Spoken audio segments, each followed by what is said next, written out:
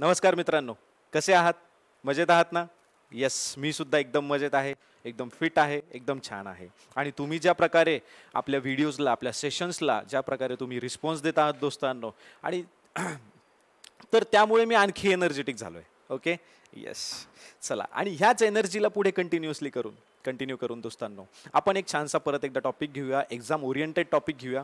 आणि ह्या टॉपिकची सुरुवात करत असताना त्या ठिकाणी आपण निर्देशांकांपासून सुरुवात करूया. ओके, आता काही निर्देशांक असतात दोस्तांनो आपल्या सिलेबसमध्ये, जसं की ह्युमन डेव्हलपमेंट इंडेक्स असेल, मानव विकास निर्देशांक आहे, स्पर्धात्मकता निर्देशांक आहे, हॅपीनेस इंडेक्स आहे, लिंग गुणोत्तराचा इंडेक्स आहे, प्लस त्यासोबतच एक शांतता निर्देशांक देखील आहे. आणि आपण जी सुरुवात करणार आहोत दोस्तांनो 2021च्या ह्या इंडेक्स पासून, तर ते आहे ग्लोबल पीस इंडेक्स. आपण त्याला म्हणतो, त्याला जागतिक शांतता निर्देशांक म्हणतो. ओके, तत्पूर्वी टॉपिक सुरू करण्याच्या आधी दोस्तांनो, मला तुम्हाला रिलायबल अंतर्गत काही आपण सेवा देऊ इच्छितो, त्या सेवांची माहिती तुमच्या समोर ठेवायची आहे. ओके, सगळ्यात पहिले तर दोस्तांनो बघा, राज्यसेवेचे आपल्याकडे बॅचेस सध्या सुरू करण्यात आलेले आहेत. ओके, त्यामध्ये तुम्हाला कोणत्या कोणत्या सुविधा प्राप्त होईल, तर पूर्व मुख्य व मुलाखतीची तयारी त्यामध्ये करून घेतली जाईल. ओके, त्यासोबतच PSI STI असिस्टंट, ज्याला आपण कंबाईन म्हणतो, तर कंबाईन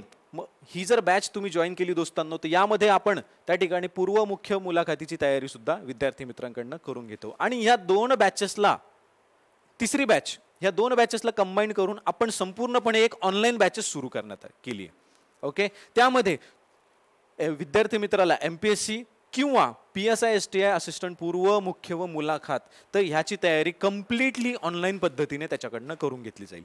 ओके, आणि प्लस इतर काही सेवा आपण रिलायबल संस्थेअंतर्गत देऊ इच्छितो. त्याच्यामध्ये एक संपूर्ण व्यक्तिमत्व विकासाचा एक कार्यक्रम आहे दोस्तांनो, त्यामध्ये आपल्याकडे स्कूल आहे, परत निवासी प्रकल्प आहे, बालसंस्कार म्हणजे जे शाळकरी विद्यार्थी असतात तर त्यांच्यासाठी आपल्याकडे एक हॉस्टेल आहे, निवासी हॉस्टेल आहे. त्यामध्ये आपण अधिकारी होण्यासाठी काय करावं लागतं, तर त्याची बेसिक ट्रेनिंग त्या ठिकाणी करून घेतो. त्यासोबतच एक निवासी प्रकल्प सुद्धा आहे आपल्याकडे. त्यानंतर आपण टेस्ट सिरीजही घेत आहोत पूर्व मुख्यसाठी, आणि 11वी 12वी नीट JEE प्लस अभ्यासिका, तर एवढ्या सेवा आपण त्या अंतर्गत देऊ इच्छितो. क्लिअर दोस्तांनो? चला, आता टॉपिक सुरू करत असताना ह्या टॉपिकचं महत्व काय, आता आपण काही निर्देशांक बघितले दोस्तांनो. आता ह्या निर्देशांकांमध्ये जर 2011 पासून ॲनालिसिस केलं, 2019-20 पर्यंत जर ॲनालिसिस केलं, क्लास 1 असेल, क्लास 2 असेल, तर यामध्ये आयोगाचा प्रश्न विचारण्याची एक जी शैली आहे, जो पॅटर्न आहे, तो फिक्स ठरलेला आहे. ओके, पहिले सुरुवातीच्या काळामध्ये यामध्ये सिंगल लाईनर प्रश्न जरा जास्त विचारले जायचे, आकड्यांवरती जास्त फोकस केला जायचा. पण आता सिंगल लाईनर जे आहेत, तर त्याचं महत्त्व आणि आकडे त्या ठिकाणी विचारले जात नाही दोस्तांनो. पण आकडे कसे विचारले जातात, त्याच्या विचारण्याच्या शैलीमध्ये काय बदल करण्यात आलाय, हे आपण बघणार आहोत. म्हणजे तुम्ही जर अभ्यास करायचं ठरवलं, तर अभ्यासण्यासाठी खूप मोठा डेटा अवेलेबल आहे, पण त्याच्यातला परीक्षाभिमुख डेटा किती आहे, हा सेन्स येणं, हा अँगल कव्हर होणं खूप गरजेचं आहे. तोच प्रयत्न आपण या ठिकाणी आता करणार आहोत. ओके, व्यावहारिक दृष्टिकोनातून टॉपिक कसा अभ्यासायचा आणि याला आत्मसात कसं करायचं, याची आपण तयारी करून घेणार आहोत. सगळ्यात पहिले तर प्रश्न कसे विचारले जातात, तर प्रश्न जर त्या ठिकाणी, आता ही शैली खूप कमी दिसते की त्या ठिकाणी सिंगल लाईनर प्रश्न विचारण्याची, पण जरी त्या ठिकाणी प्रश्न विचारण्यात आला तर तो एकतर मल्टी लाईनर असणार आहेत किंवा त्यामध्ये क्रमाचा प्रश्न जरा जास्त असणार आहे. आणि जर समजा त्याच्यामध्ये भारताचं कुठेतरी स्थान असेल, म्हणजे भारताचा संदर्भ जर येत असेल डायरेक्ट किंवा इनडायरेक्ट, प्रत्यक्ष किंवा अप्रत्यक्ष, तर असा टॉपिक त्या ठिकाणी आयोगाकडनं हायलाईट केला जातो. आणि 100% ज्या वेळेला दोस्तांनो आपण जागतिक लेवलची घडामोड बघतोय, आता हा जो इंडेक्स आहे हा ग्लोबल आहे, जागतिक आहे, म्हणजे याच्यामध्ये कुठेतरी भारताचं स्थान असणार आहे. ओके, आणि याच्यावरती प्रश्न कसे येतील भारताशी निगडीत, हे सुद्धा आपल्याला बघायचं आहे. ओके, तर याच्यामध्ये काही फ्लक्च्युएशन्स आहेत, तेही आपल्याला बघायचे आहेत. टॉपिक बघत असताना जसं जसं आपण टॉपिक बघूया, तसे तसे प्रश्नांचा एरिया देखील कव्हर करूया. ओके, जेणेकरून तुम्हाला एक आयडिया येत जाईल की हा टॉपिक हाताळायचा कसा आणि ह्या टॉपिककडे बघण्याचा आपला दृष्टिकोन कसा असला पाहिजे. क्लिअर दोस्तांनो? टेन्शन घ्यायचं नाही, फक्त इकडे लक्ष द्यायचं. ओके, चलो. आता सगळ्यात पहिले हा जो टॉपिक आहे दोस्तांनो, जागतिक शांतता निर्देशांक 2021, हा जो निर्देशांक आहे, तर हा निर्देशांक आत्ता अलीकडे जून महिन्यामध्ये तो डिक्लेअर करण्यात आला आहे. ओके, आणि हा डिक्लेअर कोणी केला, याचा अभ्यास कोण करतं, याची जी रँकिंग ठरवतो, याचे जे मार्क्स देतो, हे कोण ठरवतं? तर एक संस्था आहे.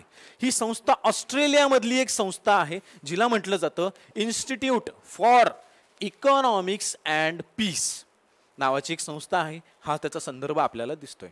ओके, आता ही संस्था काय करते दोस्तांनो? ही संस्था जवळपास 163 देशांचा अभ्यास करते आजच्या घडीला.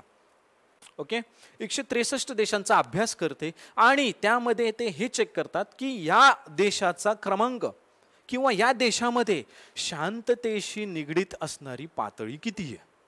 हा देश किती शांत आहे, किती अशांत आहे, याच्यामध्ये काही अशा घडामोडी घडतायत का की ज्या ठिकाणी त्या देशाच्या विकासाला कुठेतरी आळा बसेल. तर त्याच्यासाठी शांतता खूप महत्त्वाची गोष्ट आहे. आणि मग त्यांनी काही निकष ठरवले, ते निकष आपल्याला बघायचे आहेत. ओके, आणि आपण हे सुद्धा कम्पेअर करणार की भारत याच्यामध्ये किती बसतोय, किती प्रमाणामध्ये बसतोय. क्लिअर? चलो, आता याच्यामध्ये दोस्तांनो किती देशांचा अभ्यास केला गेला? 163. हा आकडा विचारला जाऊ शकतो. 163 देशांचा त्याच्यामध्ये विचार केला गेला. ओके, त्यानंतर आता ही जी 2021 ची होती दोस्तांनो, तर ही कितवी आवृत्ती होती? 15वी आवृत्ती होती. हे लक्षात ठेवा, हे बिलकुल विसरायचं नाही. क्लिअर? म्हणजे सगळ्यात पहिले तर एक संस्था आहे. कुठलची संस्था आहे? ऑस्ट्रेलियाची ती संस्था आहे. ही संस्था काय करते? तर 163 देशांचा अभ्यास करते. ओके, शांततेच्या पातळीचा ते अभ्यास करते, त्या निकषांचा अभ्यास करते आणि मग त्यानुसार त्या देशांना क्रमवारी देते, त्यांचा क्रम ठरवते. आता 2021 ची ही कितवी आवृत्ती होती? 15वी आवृत्ती होती. क्लिअर इथपर्यंत? बघा नेक्स्ट. ओके, आता निकष काय? आता कोणते कोणत्या निकषावरती त्या देशाची क्रमवारी आधारित आहे आपल्याला हे बघायचं आहे. क्लिअर? सगळ्यात पहिला निकष बघा, सामाजिक शांती व सुरक्षिततेचा स्तर. एखाद्या देशामध्ये समाजाची शांती किती मोठ्या प्रमाणात आहे व त्या देशातले नागरिक शांती व सुरक्षिततेच्या बाबतीमध्ये त्यांची लेवल काय आहे. ओके, म्हणजे त्यांचं स्थान काय आहे याबद्दल पहिला निकष आहे. उदाहरणार्थ कोविडची परिस्थिती आली किंवा एखादा असा देश आहे की ज्या ठिकाणी सातत्याने जी लोक आहेत, जी जनता आहे, ती त्यांच्या शासनकर्त्यांविरोधात काहीतरी मोर्चे करतायत, आंदोलनं काढतायत. तर अशा वेळेला मी म्हणू शकतो का दोस्तांनो की त्या ठिकाणी सामाजिक अशांती निर्माण झालेली आहे, प्लस आंदोलनं होत आहेत, हिंसक वळणं लागत आहेत, तोडफोड केली जाते, अजून काही बऱ्याचशा गोष्टी केल्या जात आहेत जेणेकरून जी सार्वजनिक सेवा असेल, सार्वजनिक वस्तू असतील, सार्वजनिक प्रॉपर्टी असेल, तर त्याला कुठेतरी बाधा पोचते. म्हणजे मी असं म्हणू शकतो की सुरक्षिततेचा स्तर सुद्धा त्या ठिकाणी खालावलेला असेल.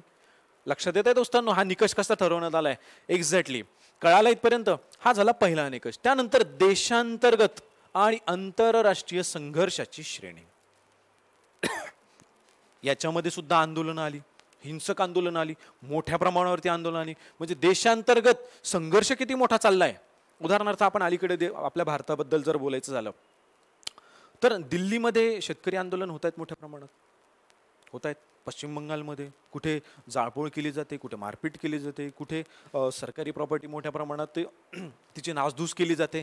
तर फक्त एक संदर्भ होता दोस्तांनो. ओके, तर हा झाला देशांतर्गतचा संदर्भ. आणि आंतरराष्ट्रीय स्तरावरती याचे काय परिणाम होत आहेत हे या ठिकाणी दिसत आहेत. म्हणजे उदाहरणार्थ एखादा अशांत देश आहे जसं की उत्तर कोरिया, तर याची आंतरराष्ट्रीय संघर्षाची श्रेणी सुद्धा जास्त असावी. बरोबर? इस्रायल पॅलेस्टीन सध्या जो काही वाद सुरू आहे, तर ही आंतरराष्ट्रीय संघर्षाची एक श्रेणी आहे दोस्तांनो, जिचा स्तर कसा झालाय? उंचवला गेलाय. हा कसा पाहिजे? कमी पाहिजे. ओके, उदाहरणार्थ युरोपीय कंट्री, युरोपीय काही देश आहेत, शांत देश आहेत, स्वित्झर्लंड असेल, आईसलँड असेल, शांत देश आहे, कोणाशी कोणाचं वैर नाही, कोणी कोणावर हल्ला करत नाही, सगळेजण आपल्या आपल्या कामात असतात. ओके, उदाहरण होतं. त्यानंतर तिसरा जो निकष आहे दोस्तांनो, सैनिकीकरणाची पातळी. आता सैनिकीकरणाची पातळी ही कशावरती अवलंबून असते? जर एखादं राष्ट्र अशांत असेल तर त्याची सैनिकीकरणाची पातळी सुद्धा जास्त असते. सैनिकीकरण मोठ्या प्रमाणात केलं जातं. उदाहरणार्थ भारत. आपल्या भारताला माहिती आहे की आपला भूभाग जो आहे हा इकडनं चायना आणि इकडनं पाकिस्तान यांनी तो व्यापलेला आहे. म्हणून आपण काय करतो की त्या ठिकाणी आपल्याला भविष्यामध्ये ह्या दोन देशांपासून काही त्रास होऊ नये म्हणून आपण काय करत असतो, तर त्या ठिकाणी सैनिकीकरणाची पातळी सारखी वाढवत असतो. आपण बजेटमध्ये सुद्धा जवळपास 1/3 आपला जो बजेट असतो, जो अर्थसंकल्प असतो, तो कशावर खर्च करतो? डिफेन्सवर खर्च करतो. लक्षात येत आहे का खर्च करतो? आता मला सांगा दोस्तांनो, जर आपल्या आजूबाजूची जर राष्ट्र शांत असतात, ही जर शांत असते, तर आपल्याला मोठ्या प्रमाणात सैनिकीकरणाची गरज पडली असते. तोच पैसा जो डिफेन्सवरती खर्च केला जातोय, तो आपण कुठे लावला असता? विकासावर लावला असता, एज्युकेशन शिक्षणावर लावला असता, आरोग्य सुविधांवर लावला असता. लक्षात येत आहे? म्हणजे सैनिकीकरणाची पातळी ही सुद्धा याच्यामध्ये चेक केली जाते दोस्तांनो. क्लिअर आहे इथपर्यंत? ह्या 3 निकषांच्या आधारावर त्या ठिकाणी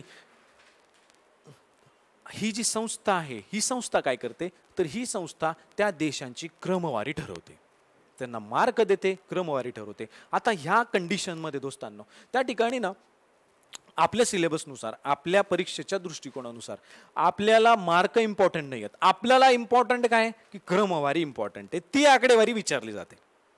ओके, आता यानुसार, या संस्थेनुसार पहिले 5 देश म्हणजे हे पहिले शांत देश आणि हे अशांत देश. आता पहिल्या 5 देशांचा जर संदर्भ घेतला दोस्तांनो, तर यामध्ये आइसलँड हा सगळ्यात शांत देश दिसतोय. त्यानंतर न्यूझीलंड, डेन्मार्क, पोर्तुगाल आणि स्लोवेनिया नावाचा देश, हे जे 5 देश आहे, तर हे जागतिक लेवलचे सर्वात शांत राष्ट्र आहेत. ओके, आणि याच्या विरोधातच जे अशांत राष्ट्र आहेत, म्हणजेच शेवटचे, त्यांची क्रमवारी अशी ठरवली आहे. म्हणजे जो 159वा आहे, खालून 5 नंबरचा जो आहे तो कोणता आहे? इराक आहे. त्यानंतर आणखी खाली अशांत दक्षिण सुदान आहे. त्यानंतर सिरिया येतो दोस्तांनो, त्यानंतर यमन आणि त्यानंतर अफगाणिस्तान. तर हे राष्ट्र, जर मी असा तुम्हाला प्रश्न विचारला की मला सांगा मित्रांनो, सर्वात शांत राष्ट्र कुठलं आहे, तर तुम्ही काय उत्तर देताल? 100% सर्वात शांत राष्ट्र कुठलं आहे?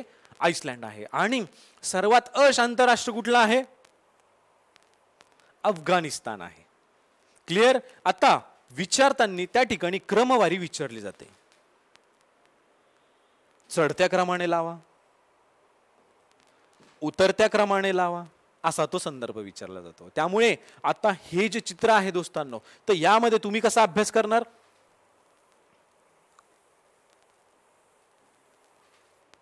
अभ्यास करताना टोटली जे व्हिज्युअल इफेक्ट्स आहे त्याचा अभ्यास करायचा आणि याला सातत्याने रिव्हिजन देत चालायची. म्हणजे तुम्ही सुरुवातीला वाचणार, एकदा वाचा, दोनदा वाचा, नंतर डोळे बंद करा, जे वाचलेलं आहे त्याचं मंथन करा, चिंतन करा आणि ते बोलून दाखवा. आणि याला सातत्याने ह्या घडामोडीला रिव्हिजन लागते. कारण आयोग काय करतो की खालीवर क्रमांक टाकतो, क्रमाने लावा असं टाकतो, किंवा असं टाकेल, असं विचारेल, क्रमाने लावा. लक्षात आलंय? चढता क्रम विचारला जाईल, उतरता क्रम विचारला जाईल. लक्षात येते दोस्तांनो? तर या प्रकारे आपल्याला त्याचा अभ्यास करावा लागेल. नेक्स्ट, आता ती झाली होती जागतिक लेवलची गोष्ट. आता येऊया आपण भारताकडे. आता भारताचा क्रमांक 2021 मध्ये किती आहे हे आपल्याला बघायचंय.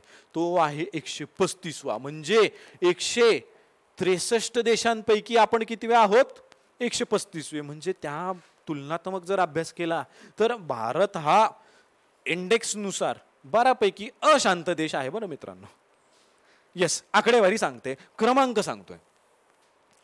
ओके, पण जर आता तुलनात्मक अभ्यास करायचा झाला तर 2019च्या तुलनेत आपलं स्थान सुधारलंय. 4 क्रमांकाने ते स्थान सुधारले गेले. ओके, आणि 2020च्या तुलनेत आपलं जे स्थान आहे हे 2 क्रमांकाने सुधारले गेले. आता दिसताना असं दिसतंय दोस्तांनो, 2019ला आपण 141वे होतो, 2020ला आपण 137वे होतो, 2021ला आपण 135वे होतो. पण आयोग विचारताना असंही झालंय दोस्तांनो, काही मेन्सचं जर अनालिसिस केलं पेपर्सचं, तर त्या ठिकाणी आयोगाने असंही विचारलंय की 2020च्या तुलनेत, उदाहरणार्थ 2020च्या तुलनेत 2021 मध्ये भारताने खालीलपैकी किती क्रमांकाने आपले स्थान सुधारले. आणि ऑप्शन्स असेच असतात 1, 2, 3, 4. आणि वाचताना कॅन्डिडेट बऱ्याच वेळेला कसं वाचतो की 135, 137, ते 135 आणि 137 तिथे कुठंच नसतं, तिथे असतं 1, 2, 3, 4. पण जर त्या विद्यार्थ्यांनी हा जर अँगल आणखी कव्हर केला तर कदाचित तो त्या उत्तरापर्यंत पोहोचेल एकदम इझिली. क्लिअर? तर या पद्धतीने हा अँगल सुद्धा आपल्याला कव्हर करायचा आहे दोस्तांनो. हा सगळ्यात इम्पॉर्टंट अँगल आहे जो अलीकडे खूप मोठा प्रचलित होताना आपल्याला दिसतोय. क्लिअर? चला, एक थोडीशी माहिती दिली आहे की आइसलँड बद्दल, जो सगळ्यात एक नंबरला देश होता तो 2008 पासून दोस्तांनो प्रथम क्रमांकावरती आहे. कंटिन्यू तो प्रथम क्रमांकावरती आहे. आणि अफगाणिस्तान हा सलग 4थ्या वर्षी शेवटच्या क्रमांकावर. आइसलँड 2008 पासून पहिल्याच क्रमांकावरती आहे आणि अफगाणिस्तान सलग 4थ्या वर्षी हा शेवटच्या क्रमांकावरती दिसतोय. अशांततेची पातळी जगाची किती आहे, कितीने खालावली गेली आहे ती 0.07% ती खालावली गेली आहे. आता एक अवांतर माहिती अशी की त्या ठिकाणी बऱ्याच वेळा असं होतं दोस्तांनो की शेजारच्या राष्ट्रांचा क्रम सुद्धा आयोगाकडनं विचारलं जातं. ओके, तर या ठिकाणी मी आकडेवारी ठेवली आहे. फक्त तुम्हाला एक काम करायचं, आता हा होमवर्क असणार आहे की तुम्हाला त्यामध्ये याला फक्त असेंडिंग आणि डिसेंडिंग ऑर्डरमध्ये लावायचं. ओके, बघा पाकिस्तानचा क्रमांक कितवा आहे ह्या निर्देशांकानुसार 150 आहे. आपण 135 असलो आपल्याला काही गम नाही, पण हे पाकिस्तान 150 पाहिजे, बरोबर की नाही? असंच असतं. ओके, आणि हे असं नसावं. आपण जर आपल्या राष्ट्राचं हित पाहिजे असेल आपल्याला तर हा क्रमांक वाढला पाहिजे. आपल्याला यांच्या क्रमांकाशी काही घेणं देणं नाही. ओके, यस, ही गोष्ट लक्षात ठेवायची दोस्तांनो. ही एक पॉझिटिव्ह अप्रोच आहे. हा आउट ऑफ सिलेबस विषय. क्लिअर? चला, बांगलादेशचा क्रमांक 91 लागतो. त्यानंतर नेपाळचा क्रमांक 85 आहे. श्रीलंका 95 क्रमांकावरती आपल्याला दिसते. चीन 100 आणि भूतान हा 22व्या क्रमांकावर दिसतोय. ही भारताच्या आजूबाजूची जी राष्ट्र आहेत, शेजारची राष्ट्र आहेत, त्यांचाही क्रम त्या ठिकाणी दिला आहे. तुम्हाला एक्स्ट्रा माहितीसाठी तुम्हाला जर वाटलंच तर त्या ठिकाणी तशी शक्यता कमी असते, नसतेच असं म्हणूया, पण जर अवांतर माहितीसाठी लागलं तर त्या ठिकाणी खाली ब्रिक्स राष्ट्रांचा सुद्धा क्रमांक त्या ठिकाणी तुम्ही नमूद करू शकता. इंटरनेटवरती तुम्हाला देशांची जी क्रमांक आहेत ही तुम्हाला त्या ठिकाणी प्राप्त होऊ शकतात. क्लिअर दोस्तांनो? इथपर्यंत कळालं? हा एक टॉपिक होता. आशा करतो की तुम्हाला सर्वांना तो लक्षात आला असेल. क्लिअर? यस, परत एकदा भेटूया दोस्तांनो. पण यासाठी तुम्हाला आपलं जे रिलायबल SPKचं चॅनल आहे यूट्यूबचं, त्यावरती तुम्हाला सबस्क्राईब करायचं आहे.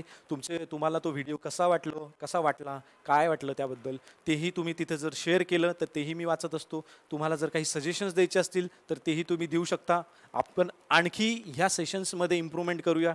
ओके, प्लस या रिलेटेड जे नोट्स असणार आहेत दोस्तांनो, हे मी रिलायबलचं जे आपलं टेलिग्राम चॅनल आहे SPKचं, तर त्यावरती मी ते टाकणार आहे. ओके, तर त्यासाठी सुद्धा तुम्ही त्याच्यावरती ते जॉईन करून घ्या. ओके, चालेल. परत एकदा पुढच्या सेशनमध्ये भेटूया असा छानसा टॉपिक घेऊन. चालेल, धन्यवाद.